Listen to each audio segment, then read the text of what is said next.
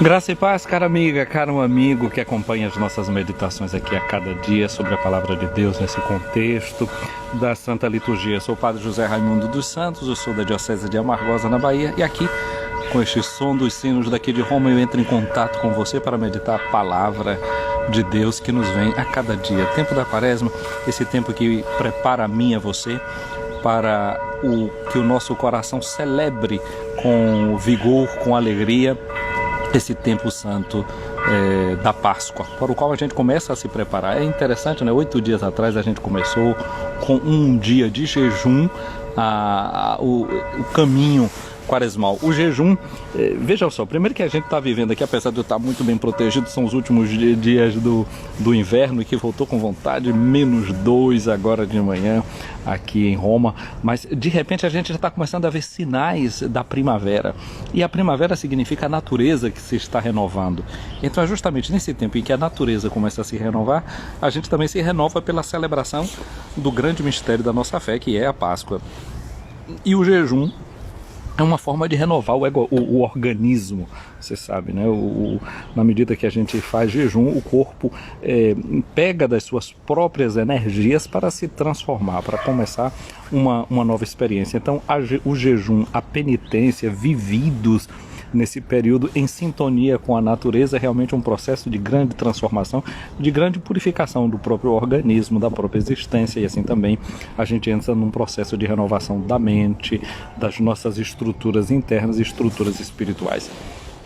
O ano litúrgico ele está desenvolvido em torno desses aspectos também da própria natureza. Infelizmente, para nós que somos brasileiros vivendo em um outro hemisfério, a gente não consegue fazer esse tipo de sintonia, porque enquanto nós aqui estamos entrando na primavera, que tem toda essa correspondência com isso que eu estou dizendo, para a gente está começando a se encaminhar para o inverno, que é o que eles fazem aqui quando vão viver o tempo do Advento e o tempo do Natal, que são festas que se vivem dentro do inverno, de uma carência de luz. Portanto, o Natal, com todo aquele simbolismo da luz, da iluminação, para fazer frente ao contrário daquilo que os olhos estão vendo, que a natureza está sentindo no corpo. Pois bem, ditas essas coisas, porque estou entrando nessa questão também, né, do jejum, porque na primeira leitura de hoje, que é a leitura do livro do profeta Jonas, não é? De novo, o povo daquela cidade é convidado a fazer penitência. O profeta foi mandado para uma cidade que precisaria de 3 dias para ser percorrida, para dizer àquelas pessoas: em 40 dias Deus vai destruir essa cidade, e dá para o povo a chance de uma mudança. Daí, não é, esses 40 dias do tempo da Quaresma estarem ligados também a uma memória dessa pregação de Jonas, feita em um dia, numa cidade que precisaria de 3 dias para ser percorrida, e o povo que se converte antes daquele prazo se cumprir. Ou seja, a mim e a você, um prazo de transformação e de mudança nos é dado.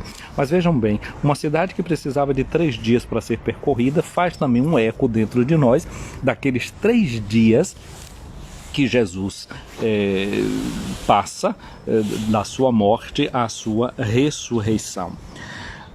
O nome Jonas é um nome que significa pomba. Jonas significa pomba. E quando a gente pensa em pomba, ouve a palavra pomba, é claro que a gente pode pensar no livro dos Cânticos, aquela imagem da amada, etc. Mas eu acho que logo a cabeça da gente vai para uma cena muito mais antiga, que é do livro do Gênesis, quando nos vai falar da experiência de Noé, aquele ciclo que termina ali no capítulo 11 do Gênesis, quando fala toda a história do dilúvio, que uma pomba volta para a arca, não é, trazendo um raminho de oliveira. O ramo de oliveira, então, símbolo da paz de Deus com a humanidade.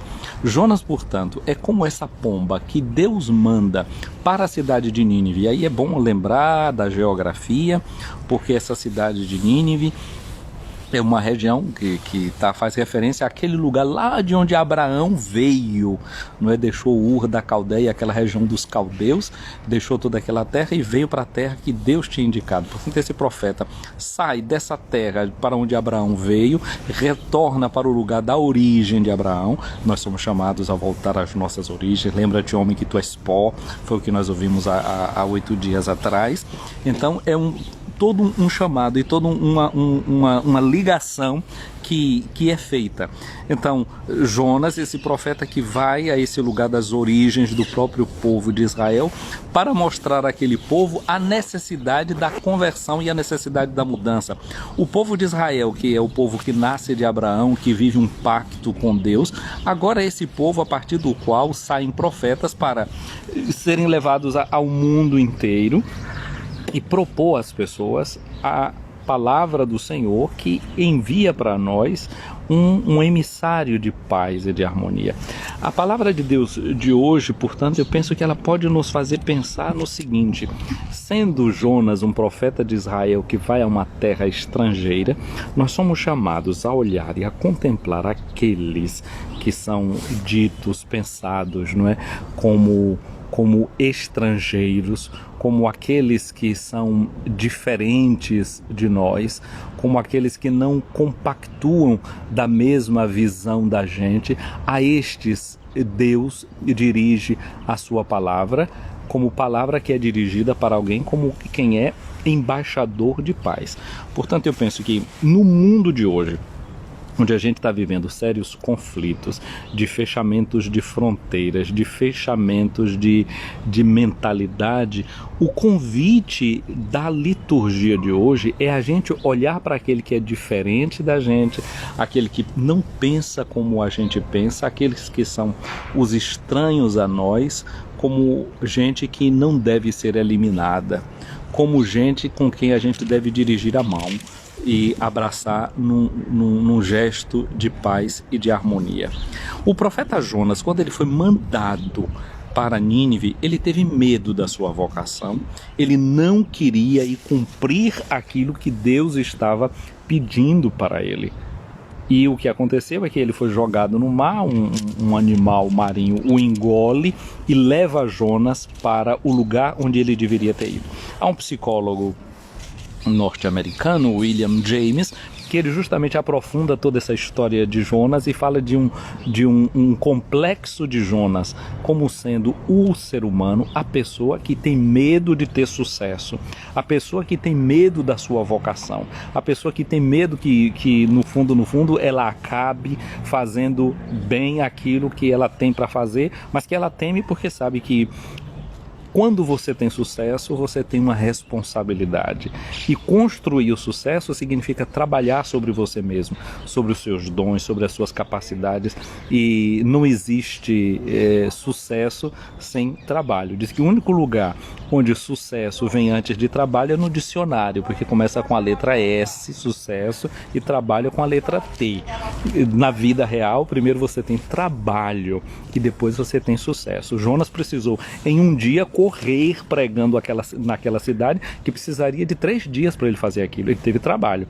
Agora, depois do trabalho que ele também teve sucesso. A cidade se converteu, a cidade mudou. E aí, você tem medo de ter trabalho? Você tem medo de fazer esforço? Tem situações na vida da gente que a gente precisa realmente trabalhar para que elas se transformem, trabalhar para que elas mudem. Então, o sinal de Jonas aqui hoje na liturgia nos faz pensar também em todas essas coisas. O capítulo 11 do Evangelho de Lucas, no versículos de 29 a 32, nós vamos ver Jesus, não é, enfrentando aqui uns desafios.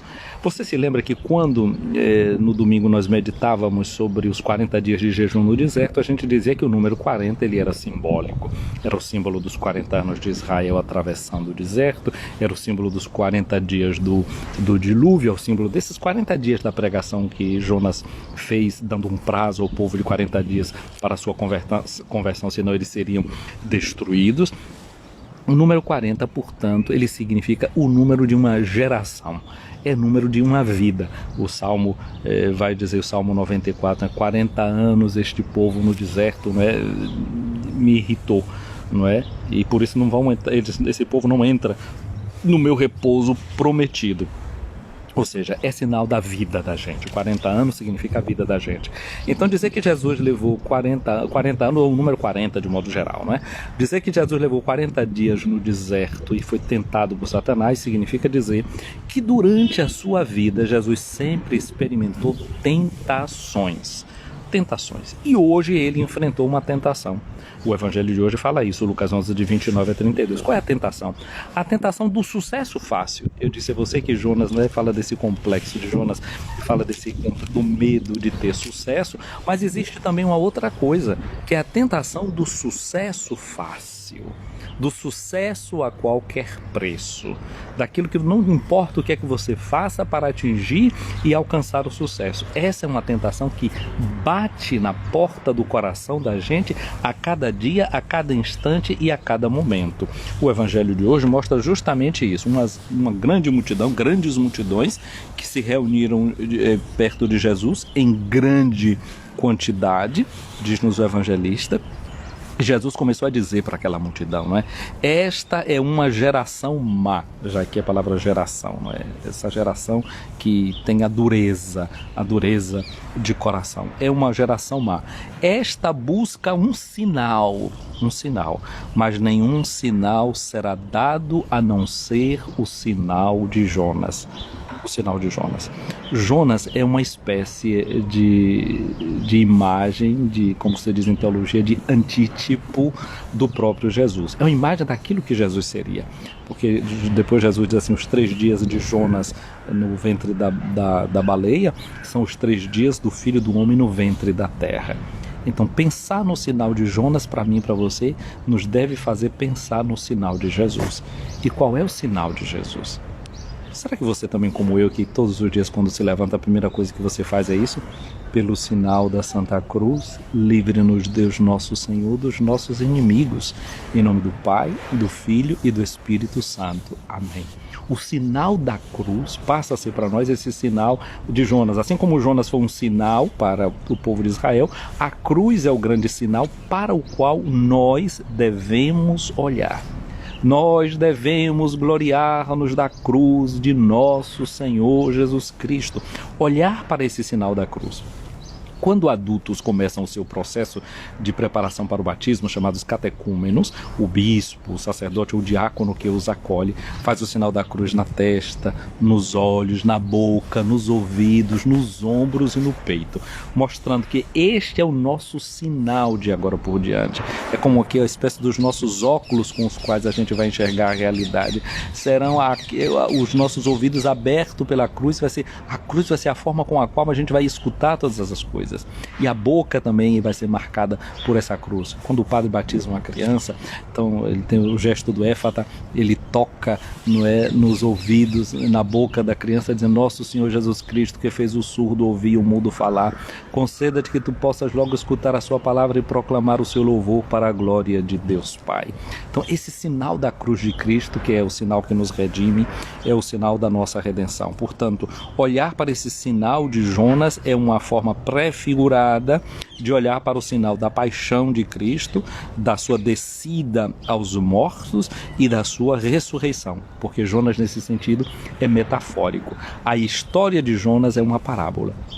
E a história de Jonas é uma parábola de uma coisa que nós estamos vivendo nos dias de hoje, dos nacionalismos. Jonas é aquele profeta que, saindo do povo de Israel, ele tinha medo de se confrontar com pessoas estrangeiras. Não é? Porque normalmente a tendência que existe no mundo é de eliminar os diferentes, de eliminar quem não pensa com a gente, de a gente pensar que nós somos os únicos que valorizam a nossa nação, que valorizam a nossa pátria. Pensamos muito assim, e que os outros nós vemos sempre como inimigos que devem ser eliminados. Jonas mandado para povos estrangeiros significa dizer que Deus é o Deus que não quer que a gente elimine o outro que é diferente da gente, mas nos quer vivendo como irmãs e irmãos uns dos outros. A todos Deus dá a possibilidade da conversão. O sinal de Jonas é aquele sinal de que Deus não quer a morte do pecador, mas que ele se converta e viva. Então, esse é o sinal de Jonas, e ao mesmo tempo, quando ele diz essa geração não vai ser dado um outro sinal a não ser o sinal de Jonas, e se a gente pensa no sinal da cruz, a gente pode dizer, a cruz parece que é o símbolo do fracasso, é o símbolo da morte. Pois bem, nós devemos olhar para este sinal sem temor, não ter medo de fazer certas experiências. Quando Jesus estava no alto da cruz, qual foi a tentação? Os líderes, o povo dizer, desce da cruz, já que tu és filho de Deus. A tentação de a gente descer da cruz, e da cruz a gente não desce. Na cruz a gente faz a experiência da fé, do amor, da compaixão.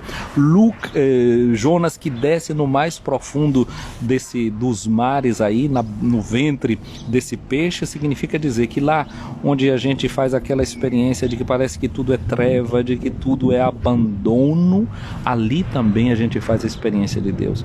E quantas vezes a gente toca nessas trevas? Às vezes pode ser no próprio matrimônio, na criação de um filho, filhos que se distanciam, esposo que pode estar se distanciando, a doença que visita um membro da família. Quem sabe esses momentos que podem ser das nossas trevas, nesse momento a gente não deve querer ver um sinal espetacular, como propuseram para Jesus, desce aí dessa tua cruz, pede a Deus que te tire desse lugar. Não, a gente deve pedir a graça de neste lugar ser fiel e de encontrar a salvação ali mesmo naquela situação que para nós é sem sentido, que para nós é a situação adversa. A tentação do demônio para Jesus foi levá-lo ao pináculo do templo, lugar bem alto, e dizer, joga-te daqui embaixo porque os anjos vêm te amparar. Como na tentação, na hora da morte de Jesus. Se tu és filho de Deus, então, já que és filho de Deus, desce daí dessa cruz. Salva-te a ti, salva a nós também. Essa tentação de querer salvação a qualquer preço. Jesus que diz pra gente, quem quer salvar a sua vida a qualquer preço, fazemos nós esse parênteses, vai perdê-la. E ali, quando a gente pensa que você está perdendo a vida, é ali que a gente está ganhando. A semente, quando cai na terra e começa a apodrecer, podemos precipitar-nos e dizer que ela simplesmente morreu, mas ela está germinando, ela está se preparando para dar mais frutos. Portanto, tudo isso diante desse sinal de Jonas. Depois Jesus continua dizendo, no dia do julgamento a rainha do sul se levantará juntamente com os homens desta geração e os condenará, porque ela veio de uma terra distante para ouvir a sabedoria de Salomão, e aqui está quem é maior do que Salomão. No dia do julgamento os ninivitas se levantarão juntamente com esta geração e a condenarão, porque eles se converteram quando ouviram a pregação de Jonas, e aqui está quem é maior do que Jonas. Lembra que segunda-feira nós começamos com aquela imagem do juízo final, não é? Onde as pessoas são julgadas a partir do amor. Foi a mim que o fizeste. De pão a quem tem fome, de beber a quem tinha sede, vestiu quem estava nu, cuidou de quem estava doente, foi na cadeia ver quem estava preso. Ali era o julgamento final. Pois bem, no julgamento final, essa geração de Jonas, essa geração da rainha do sul, vai ter mais condescendência. Por quê? Porque ouviu a sabedoria de Deus na boca de Salomão, ouviu a pregação da boca de Jonas. E eu e você, que estamos a cada dia diante de Jesus, que bate a porta do nosso coração como sabedoria encarnada, como convite à conversão. O que é que nós estamos fazendo? Minha amiga, meu amigo, o dia de hoje é um convite a isso, a escuta profunda da palavra de Deus, a vencer a tentação de querer sucesso a qualquer preço. O dia de hoje é um convite a uma escuta aprofundada da palavra de Deus, permitindo que o nosso coração se converta, que o nosso coração se transforme. Lembra que Satanás tentou Jesus dando uma pedra para ele, dizendo, transforma essa pedra em pão. Pois bem, Jesus não transformou aquela pedra em pão, dizendo, não só de pão vive o homem, mas de toda a palavra da boca de Deus. Deus nos diz através do seu profeta que Ele quer que o nosso coração de pedra se transforme em um coração de carne. Aqui está o grande milagre que Deus pode fazer. A conversão de corações de pedra em coração de carne pela escuta da palavra de Deus. Não foi isso que aconteceu, por exemplo, com São Paulo, que de Saulo, não é? Que de perseguidor que era dos primeiros cristãos, ele se transforma, o seu coração de pedra se transforma em um coração de carne, e de perseguidor ele se transforma em anunciador do próprio Jesus. Peçamos ao Senhor isso, que nos transforme. Como foi bonito toda a humanidade assistir, por exemplo, a conversão do assassino de Santa Maria Goretti em alguém que se tornou uma pessoa piedosa. No dia da canonização de Santa Maria Goretti, na Praça de São Pedro estava a mãe, mas estava também o assassino, que agora já não era mais uma pessoa cheia de maldade no seu coração, mas uma pessoa que foi transformada pelo sangue daquela menina que ofereceu a sua morte pela conversão do seu coração. Aí a gente liga essa palavra àquilo que a gente ouviu Jesus dizer ontem. Mas se a gente quer receber perdão, a gente deve perdoar também. E na cruz, o sinal que a gente não vai ser dado outro sinal senão o sinal de Jonas, que é o sinal também da morte e ressurreição de Jesus. Na cruz, o que é que Jesus nos fala a respeito do perdão, por exemplo? Ali tem uma grande lição. Na cruz, Jesus olha para aqueles que estavam dizendo para ele descer da cruz, ou zombando de qualquer uma outra forma, né? Querendo que ele espetacularizasse aquele momento que ele vivia. Jesus olha para o Pai e diz: Pai, perdoai-lhes porque eles não sabem o que fazem.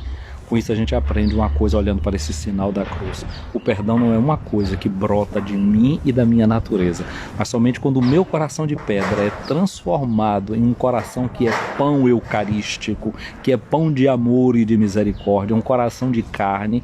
Este corpo, vai dizer Jesus quando pega o pão da Eucaristia, esse é meu corpo, não é?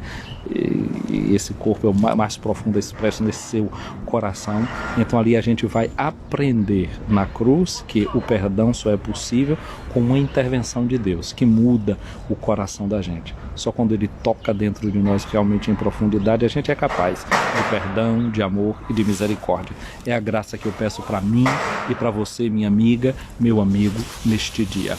O Senhor esteja acima de ti para te proteger, à tua frente para te guiar, atrás de ti para te defender, ao teu lado para te acompanhar. Que a bênção de Deus Todo-Poderoso, Pai, Filho e Espírito Santo, desça sobre ti, minha amiga, meu amigo, e permaneça para sempre. Esse Deus que está dentro de nós para nos abençoar. Paz e bem, portanto, a cada um de vocês que na madrugada brasileira começa aqui já acompanhando a gente. Noel da Leia, aqui na Suíça, um abraço para você. SR83004, um abraço para você. Renina Amada, um abraço para você. O grupo aqui Mãe de Pentecostes, um abraço para todos vocês. Para Núbia Passos também nos acompanhando, Darcy Sampaio, para Zenaide, para Feldo Reis Sena. Um abraço então, portanto, para vocês, minhas amigas, meus amigos. Eu vou salvando esse vídeo aqui, você que está chegando no final, volta ao vídeo desde o início e encaminha esse vídeo.